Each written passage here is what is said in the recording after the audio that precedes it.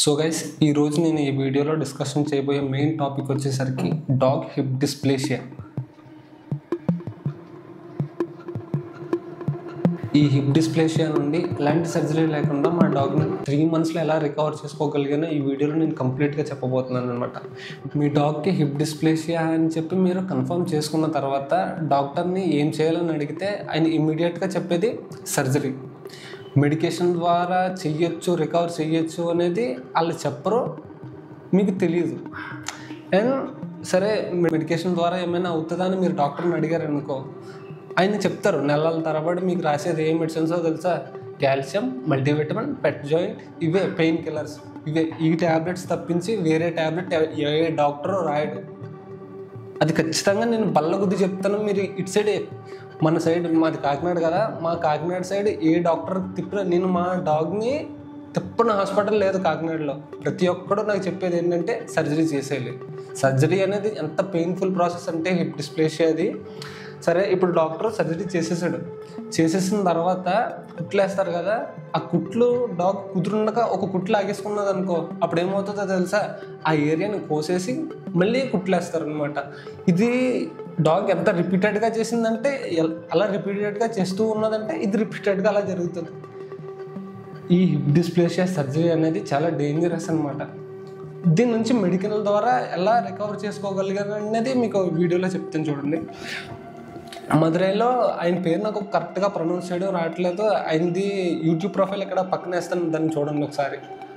ఆ వీడియో, ఆ channel open చేశారంటే ఆయన రికవర్ చేసిన కేసులు మీరు చూస్తే షేక్ అయిపోతారనమాట. మీ డాగ్ ఉన్న ప్రాబ్లం చాలా నథింగ్ అనిపిస్తుంది ఆయన రికవర్ చేసిన కేసులు చూస్తే. ఆయన నెంబర్ కానీ ఆయన ఉండే అడ్రస్ కానీ మొత్తం డిస్క్రిప్షన్లో లింక్ ఇస్తాను. ఆయన ఛానల్ నేమ్ కూడా ఇక్కడ టైటిల్లో పెడతాను, ఒకసారి చెక్ చేయండి. సో ఈ ట్రీట్మెంట్ అనేది కొంచెం ఎక్స్పెన్సివ్ అవుతుంది, ఆయన చెప్పే డైట్ కూడా కొంచెం ఎక్స్పెన్సివ్ అవుతుంది. బట్ మనం నచ్చి కుక్కని తీసుకొచ్చాం కాబట్టి మనం భరించాలి. ఇంత మనం పెట్టుకోలేం, డాగ్ని అలా వదిలేద్దాం, ఏదైతే అది అవుద్ది అనుకుంటే మీ డాగ్ పడే బాధ ఎలా ఉంటుందో మీకు సింపుల్గా చెప్పడానికి ట్రై చేస్తాను చూడండి. ఆర్థరైటిస్ వచ్చిన ఒక మనిషి నడవడానికి ఎంత ఇబ్బంది పడతాడో, కూర్చోవడానికి ఎంత ఇబ్బంది పడతాడో అంతకంటే ఎక్కువ పెయిన్ అనుభవిస్తుంది. సరిగ్గా నడలేదు, సరిగ్గా కూర్చోలేదు, తిందామన్నా సరే దానికి ఫీవర్ వచ్చేస్తుంది. ఆ పెయిన్కి చాలా పెయిన్ అనుభవిస్తుంది భయ డాగ్ హిప్ డిస్ప్లేషియా వచ్చిందంటే. ఈ సర్జరీలు ఇవన్నీ కాదు, ఒకసారి ఆయన కన్సల్ట్ అవ్వండి. కన్సల్ట్ అయిన తర్వాత మీకు నమ్మకం వచ్చిందంటే అప్పుడు ట్రీట్మెంట్ చేయించుకోండి. ఒకసారి ఆయన్ని కాంటాక్ట్ అవ్వండి, అపాయింట్మెంట్ తీసుకోండి. ఆయనతో ఇంగ్లీష్లోనే మాట్లాడండి, ఎందుకంటే ఆయన మదురై కదా, తమిళ్లో మాట్లాడతారు. మీరు కొంచెం ఇంగ్లీష్లో మాట్లాడి మొత్తం కరెక్ట్గా కనుక్కొని మీరు మెడికేషన్ తీసుకున్నారంటే 100% సక్సెస్ రేట్ ఉంటుంది. నేను ఎందుకు ఇంత బలంగా చెప్తున్నానంటే, నా డాగ్, దీని పేరు శామ్ అనమాట, ఇది 6 months ఉన్నప్పుడు హిప్ డిస్ప్లేషియా వచ్చింది. ఆ వచ్చినప్పుడు అది ఎంత సివియర్గా ఉందో ఒకసారి మీకు వీడియో ప్లే చేస్తాను చూడండి.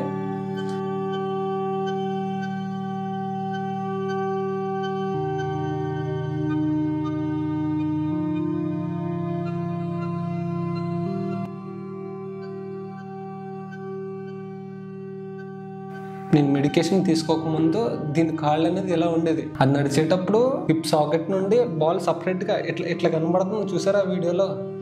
ఈ స్టేజ్లో ఉన్న డాగ్ని ఈ స్టేజ్కి 3 monthsలో తీసుకొచ్చేసాడు ఆయన. ఆ వీడియో కూడా, రికవర్ అయిన వీడియో కూడా మీకు ప్లే చేస్తా చూడండి.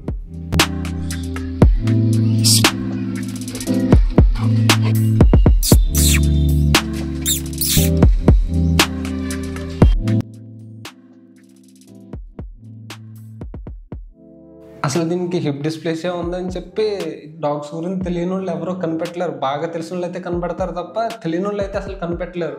ఒకవేళ మీ డాగ్ హిప్ డిస్ప్లేషియాతో బాధపడుతూ ఉంటే కనుక ఒకసారి డాక్టర్ని కన్సల్ట్ అవ్వండి. కన్సల్ట్ అయ్యి మాట్లాడిన తర్వాత నమ్మకం కుదిరితే అప్పుడు మీరు మెడికేషన్ స్టార్ట్ చేయండి. నేను చెప్తున్నాను కదా, 100% సక్సెస్ రేట్ ఉంటుంది ఆయన మెడికేషన్ ఇచ్చారంటే. ఈ మెడిసిన్ నాకు తెలుసు, బట్ నేను చెప్పకూడదు, ఎందుకంటే నేను డాక్టర్ని కాదు కదా, నేను చెప్పకూడదు. ఎందుకంటే ఆయన నాకు పంపించిన మెడిసిన్సే మీకు పంపుతారు. బట్ ఏమో డాక్టర్ని కాదు కాబట్టి నేను సజెస్ట్ చేయకూడదు, నాకు తెలిసిన నేను సజెస్ట్ చేయకూడదు. ఇలాంటి ఫేస్ చేయకుండా ఉండాలి అనుకుంటే కనుక ఒక పప్పిని అడాప్ట్ చేసుకోవడానికి మనం ఏమేమి చూడాలని నువ్వు ఒక డాక్టర్ని కానీ ఒక సర్టిఫైడ్ బ్రీడర్ని కానీ అడిగితే వాళ్ళు చెప్పేది బ్లడ్ లైన్ అండ్ పెడిగ్రీ. ఈ బ్లడ్ లైన్ ఉన్న డాగ్ని సరిగ్గా సెలెక్ట్ చేసుకుని మీరు తీసుకుంటే కనుక వాళ్ళ ఫాదర్, పప్పి యొక్క ఫాదర్ ఎలా ఉన్నారు, మదర్ ఎలా ఉన్నారు, వాళ్ళ పూర్వీకులు మొత్తం లిస్ట్ అంతా బ్లడ్ లైన్లో మీకు ఒక లిస్ట్ వస్తుంది అనమాట. దాన్ని చూసి మీరు పప్పిని సెలెక్ట్ చేసుకోవచ్చు. దానివల్ల మీరు ఫేస్ చేసే ప్రాబ్లమ్స్ ఏముండవు మ్యాక్సిమం. బట్ కొంచెం ఎక్స్పెన్సివ్ అవుతుంది. లేదు అనుకుంటే కనుక ఒక మంచి బ్రీడర్ని సెలెక్ట్ చేసుకుని ఆ బ్రీడర్ దగ్గర నుంచి ఒక పప్పిని తీసుకోండి. దీనికి మించింది వేరే సొల్యూషన్ ఏమి ఉండదు. అంటే ఇది జెనెటిక్స్ వల్లనే కాదు, మనం కేర్ తీసుకునే దానివల్ల కూడా ఇలాంటి కొన్ని డిసీజెస్ రావచ్చు. అది కామనే. ఈ హిప్ డిస్ప్లేసియా అనేది మోస్ట్లీ జైంట్ బ్రీడ్స్లో చూడాల్సి వస్తుంది. ఇంకొకటి ఫ్లోర్ మీద ఆడిస్తారు కదా, టైల్స్ మీద ఇలాంటి చోట ఆడిచ్చే కుక్కల్లోని వీటిలోనే వస్తుంది.